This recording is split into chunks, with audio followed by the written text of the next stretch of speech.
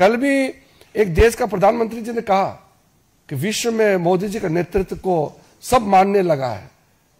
दुनिया कह रहा है ये चुनाव हारते हैं और खुद को बदनाम करने का जगह सिस्टम को वो बदनाम करते हैं। कोई इस तरह का वोट चोरी का कंसेप्ट है ही नहीं है, वो उसके दिमाग में किसने ठोस के घुसाया हुआ है। देवेंद्र प्रसाद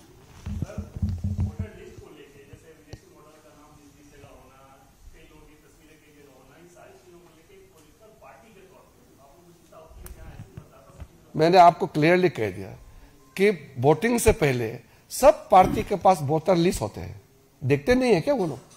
इतना तो मेहनत करो ना, वोटर लिस्ट चेक करो। हर गली में सबको मालूम है कौन कौन वोटर है। अगर नकली वोटर है तो भी उस गांव का सरपंच, वहां के जो बीएलपी, वहां का जो हमारे एजेंट्स होते हैं, ऑफिसर, सबको मालूम है। वोटर लिस्ट को अगर कहीं नाम गड़बड़ है तो उसको शुद्धिकरण के लिए भी इलेक्शन कमीशन का व्यवस्था बनाया हुआ है। अब व्यवस्था में मेहनत कर करके उसमें हिस्सा तो लेते नहीं है, यहां इल्जाम लगाने के लिए आ जाते हैं। ये नहीं शासक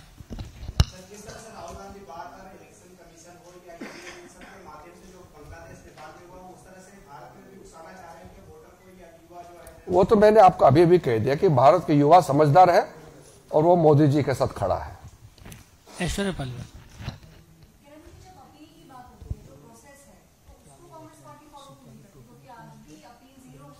वही तो आपने मेरा बात को आपने ही सवाल में डाल दिया।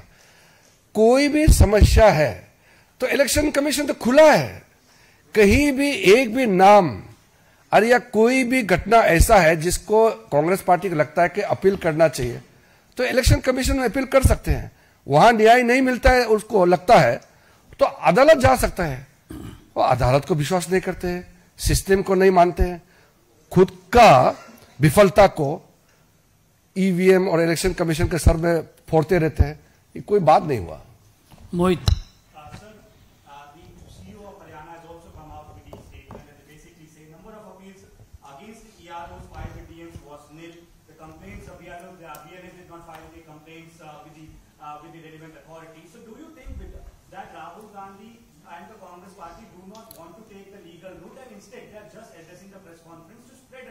You have exactly pointed out what the CEO of Haryana has stated.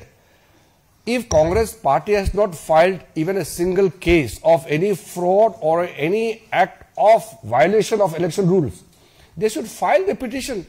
If there is not a single petition made by the Congress party is there with the authorities, what audacity Rahul Gandhi has.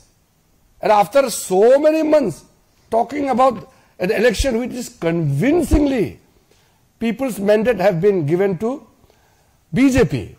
So it is his press address itself is a fraudulent act. Kamlesh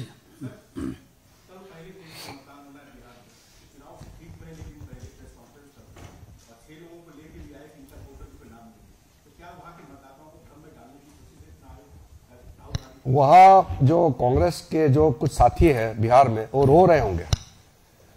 इतना critical समय में वहां बैठ करके प्रचार करके वो मेहनत करने का जगह है, पूरा दिल्ली में प्रेस कॉन्फ्रेंस करके भटका रहे हैं। तो अभी जितना उनके जो कांग्रेस के साथ मिला हुआ है वो पूरा कन्विंस है कि कांग्रेस पार्टी के साथ राहुल गांधी के साथ जाएगा तो उनके भी नाव डूब जाएंगे, ये कन्विंस हो गया। जी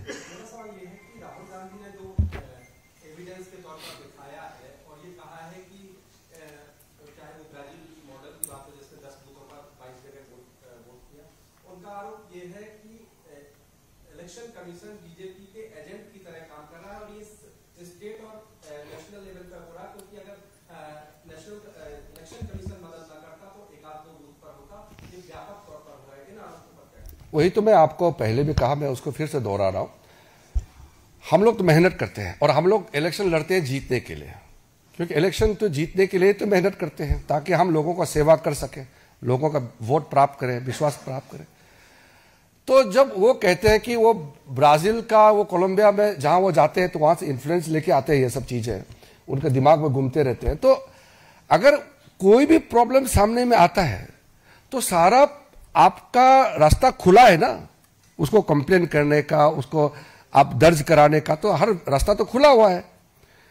तो हर पोलिंग स्टेशन का वोटर लिस्ट होता है, polling station wise voter list होते हैं।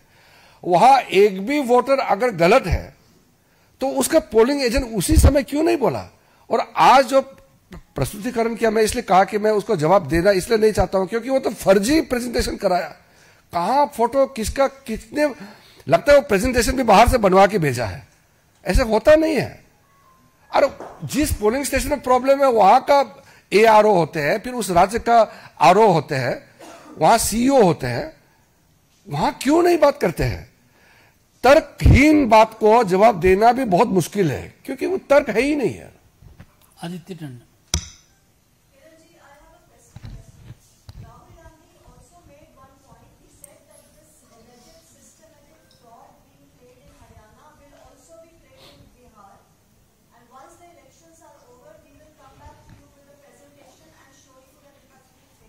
No, that in a way, Sri Rahul Gandhi has considered that he